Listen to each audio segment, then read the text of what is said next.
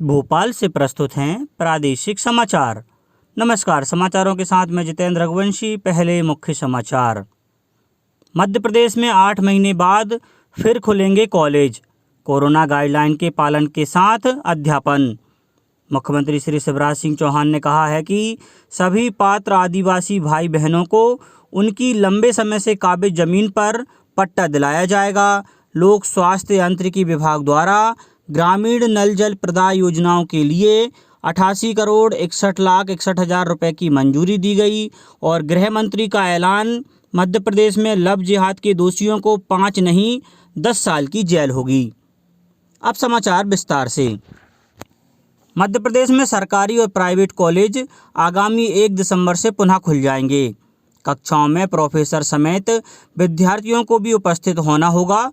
Corona के संक्रमण के कारण पिछले 8 महीने से प्रदेश समेत देश भर के कॉलेज बंद थे। अब कॉलेज खोलने का निर्णय उच्च शिक्षा विभाग ने लिया है। उच्च शिक्षा मंत्री मोहन यादव का कहना है कि कॉलेज में विद्यार्थियों के शिक्षण के साथ साथ सभी की सुरक्षा का भी पूरा ध्यान रखा जाएगा। उन्होंने कहा कि उच्च शिक्षा विभाग के सरकारी और प्राइवेट कॉलेजों की यूजी और पीजी कक्षाओं में प्रवेश के लिए अंतिम दौर की प्रवेश प्रक्रिया आयोजित की जा चुकी है। यह ऑनलाइन प्रवेश का 5वां चरण था। फिलहाल यूजी प्रथम वर्ष की कक्षाओं में करीब 1,38,000 सीटें खाली रह गई हैं, जबकि पीजी प्रथम सेमेस्टर की कक्षाओं में 90,000 सीटें खाली रह गई हैं। अब इस साल यह सीट खाली ही रहेंगी। उच्च शिक्षा मंत्री यादव ने कहा कि कॉलेज संचालित करने के दौरान कोरोना से बचने के लिए जारी की गई सरकार की गाइडलाइन का पूर्ण पालन सुनिश्चित किया जाएगा। सरकारी कॉलेजों में अध्यापन कार्य के साथ प्रभारी प्राचार्य का काम संभाल रहे अधिकारियों को अध्यापन कार्य से मुक्त किया जाएगा। इसके साथ ही सभी कॉलेज से 3 वरिष्ठ प्रोफेसरों का प्रशिक्षण कार्यक्रम आयोजित किया जाएगा। उन्होंने कहा कि विभाग में लंबित पेंशन प्रकरणों का जल्द निराकरण कर दिया जाएगा। विश्वविद्यालयों और कॉलेजों में परीक्षाएं आयोजित हो सकें, इसके लिए नए सिरे से प्रक्रिया तय की जाएगी। इसके लिए समिति गठित की जाएगी। यह समिति नई प्रक्रिया तय करेगी। मुख्यमंत्री श्री शिवराज सिंह चौहान ने कहा है कि सभी पात्र आदिवासी भाई बहनों को उनकी लंबे समय से काबिज जमीन पर पट्टा दिलाया जाएगा। किरंताल क्षेत्र में 20 वर्ष पहले स्थानीय पटवारी ने छल कपट कर भोले भाले बैगा आदिवासी भाइयों को फर्जी पट्टे वितरित कर दिए थे। उनकी फर्जी बही बना दी थी, पर सरकारी रिकॉर्ड में जमीन उनके नाम दर्ज नहीं की थी। इस मामले में न केवल सभी दोषी व्यक्तियों के विरुद्ध सख्त कार्रवाई की जाएगी, अपितु सभी पात्र बैगा भाई बहनों को वैधानिक कार्रवाई पूर्ण कर शीघ्र ही उनकी काबिज भूमि के पट्टे दिए जाएंगे। गरीबों और आदिवासियों के साथ अन्याय बिल्कुल बर्दाश्त नहीं किया जाएगा। मुख्यमंत्री श्री चौहान ने उमरिया जिले के किरंताल क्षेत्र के औचक निरीक्षण के दौरान यह बात कही। उन्होंने ग्राम में चौपाल लगाकर एक आदिवासी भाई बहन की समस्या सुनी तथा उसका निराकरण किया।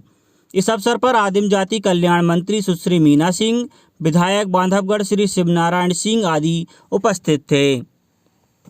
लोक स्वास्थ्य यांत्रिकी विभाग द्वारा भोपाल होशंगाबाद संभाग के 4 जिले क्रमशः विदिशा, होशंगाबाद, बैतूल तथा हरदा में 176 ग्रामीण नल जल प्रदाय योजनाओं के लिए 88,61,61,000 रुपए की मंजूरी दी गई है। राष्ट्रीय जल जीवन मिशन का उद्देश्य मध्य प्रदेश के समग्र ग्रामीण अंचल को पेयजल उपलब्ध करवाना है। ग्रामीण जनों के अच्छे स्वास्थ्य के लिए जरूरी है कि उन्हें घर बैठे ही गुणवत्तापूर्ण पेयजल की आपूर्ति हो। इसमें पेयजल उपलब्ध करवाने की दिशा में तेजी से प्रयास किए जा रहे हैं। जहां जल स्रोत है वहां उनका समुचित उपयोग कर आसपास के ग्रामीण रहवासियों को पेयजल प्रदाय किया जाएगा और जिन ग्रामीण क्षेत्रों में जल स्रोत नहीं है वहां यह निर्मित किए जाएंगे। राष्ट्रीय जल जीवन मिशन के अंतर्गत विभाग द्वारा घरेलू नल कनेक्शन से पेयजल की आपूर्ति किए जाने के लिए जल संरचनाओं की स्थापना एवं विस्तार के कार्य किए जा रहे हैं। इनमें विदिशा जिले की 20, होशंगाबाद जिले की 35, बैतूल जिले की 112 तथा हरदा जिले की 9 जल संरचनाएं शामिल हैं। इन जिलों के लिए नवीन योजनाओं के साथ ही विभिन्न ग्रामों में पूर्व से निर्मित पेयजल अधोसंरचना को नए सिरे से तैयार कर रेट्रोफिटिंग के अंतर्गत कार्य किया जा रहा है।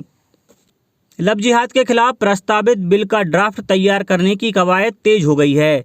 गृह मंत्री नरोत्तम मिश्रा ने मंत्रालय में अफसरों के साथ बैठक की और कानून को सख्त करने की जानकारी दी। आज शाम मुख्यमंत्री निवास पर मुख्यमंत्री शिवराज सिंह चौहान भी इसी मुद्दे पर बैठक लेने जा रहे हैं। इसमें गृह मंत्री समेत तमाम उच्चाधिकारी शामिल होंगे। इसमें ड्राफ्ट को फाइनल किया जा सकता है। कहा जा रहा है कि उत्तर प्रदेश के मुख्यमंत्री योगी आदित्यनाथ ने जिस तेजी से यह कानून बनाया है, उसी की राह पर शिवराज सिंह चौहान सरकार भी आगे बढ़ रही है। इससे पहले सुबह हुई बैठक के बाद गृह मंत्री ने कहा कि लव जिहाद के खिलाफ सख्त कानून बनाया जा रहा है। कानून में दोषियों को 10 साल की सजा का प्रावधान किया जाएगा। पहले यह सजा 5 साल प्रस्तावित की गई थी। मिश्रा ने बताया कि यदि मर्जी से धर्म बदलना हो तो 1 महीने पहले कलेक्टर को आवेदन देने का प्रावधान किया जा रहा है।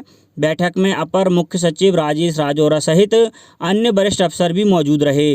बता दें कि विधानसभा के protem speaker Rameshwar Sharma love जिहाद के दोषियों को 10 साल सजा का प्रावधान कानून में करने की मांग कर चुके हैं। वित्तीय दिक्कतों से जूझ रही सरकार अब चिड़ियाघरों, टाइगर रिजर्व, नेशनल पार्क और सेंचुरी में प्रवेश शुल्क से एकत्रित होने वाली राशि को भी अपने खाते में रखना चाहती है। वित्त विभाग ने प्रस्ताव दिया है कि इस राशि को विकास निधि में रखा जाए। इस पर आज कैबिनेट बैठक में चर्चा की जाएगी। प्रवेश शुल्क से सालाना 25 से 30 करोड़ रुपए ही एकत्रित होते हैं। कोविड ईयर के कारण इस बार 15 करोड़ भी एकत्रित नहीं हुए। वन विभाग ने इस राशि के उपयोग के लिए खुद विकास निधि बना रखी है। हर सेंचुरी नेशनल पार्क का अलग खाता है जिसमें यह पैसा एकत्रित होता है। फिर इसी पैसे के खर्च का प्रस्ताव तैयार होता है जिसे राज्य स्तर पर गठित कमेटी मंजूर करती है। कैबिनेट में इसके साथ ही 25 प्रस्तावों पर चर्चा होगी। इसमें इंदौर, ग्वालियर और रीवा की सरकारी प्रेस को बंद करना, Madhya Pradesh power transmission company द्वारा 800 करोड़ के लोन पर राज्य सरकार की गारंटी, पशुपालन विभाग में डेयरी को भी जोड़ना, मध्य प्रदेश नर्सिंग शिक्षण संस्था की मान्यता से जुड़े नियमों में संशोधन आदि शामिल हैं।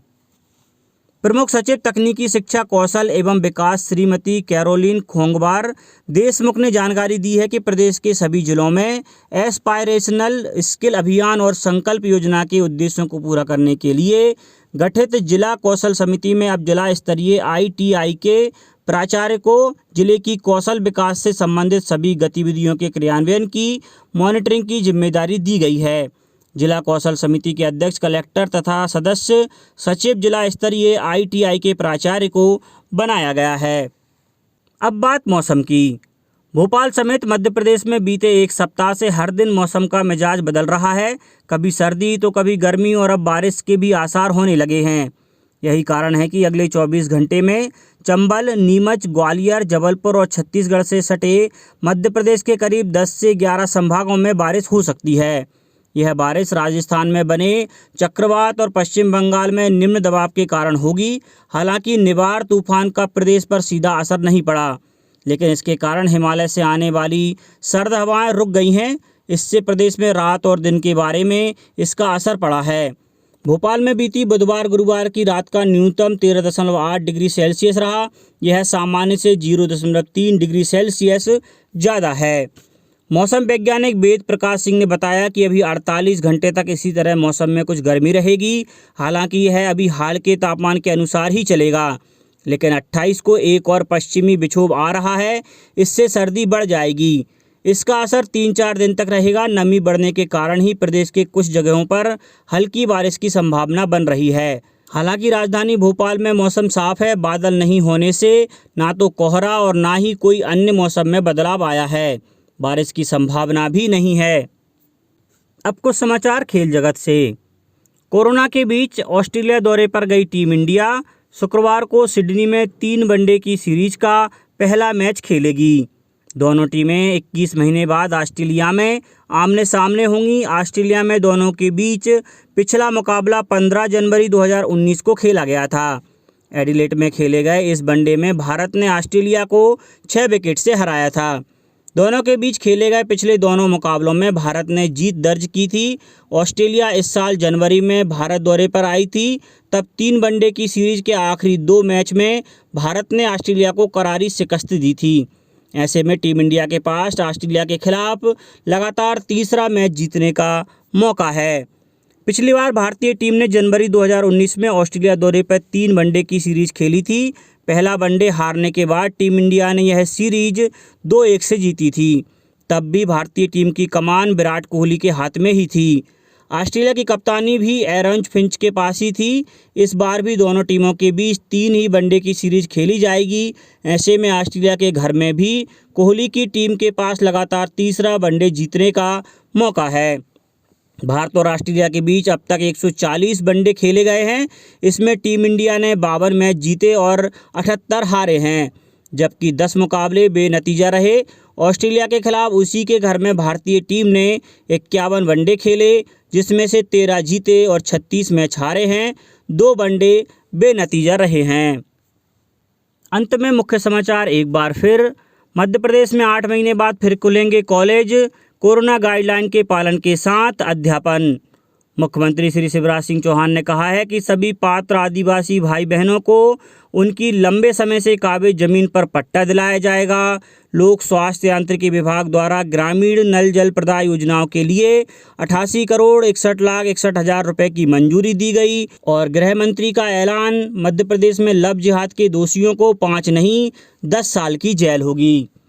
इस बुलेटिन में इतना ही। घर पर रहिए, सुरक्षित रहिए और सुनते रहिए प्रादेशिक समाचार। नमस्कार।